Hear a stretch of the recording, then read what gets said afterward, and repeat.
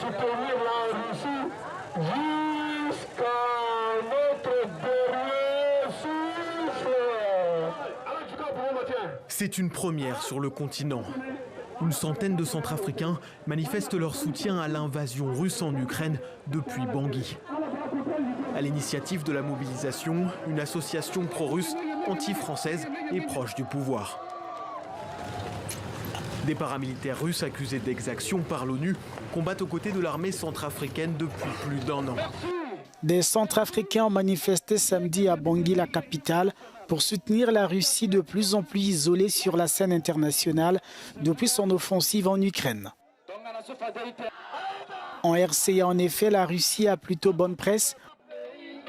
Moscou ayant soutenu Bangui dans son combat contre les groupes armés par le biais des paramilitaires de Wagner. Des paramilitaires russes accusés d'exactions par l'ONU combattent aux côtés de l'armée centrafricaine depuis plus d'1 an. Alors, pour les leaders de l'association, soutenir l'allié russe dans sa guerre avec l'Ukraine relève de l'ordre du devoir. La Russie est en train de traverser un moment difficile où nous sommes obligés de lui apporter un soutien moral. Et cette manifestation, c'est juste pour lui démontrer par A plus B que, en tout cas, la République centrafricaine le soutient à tous les niveaux. Mais ce discours n'est pas validé par tous à Bangui. Le Kremlin subit de lourdes sanctions économiques imposées par les Occidentaux.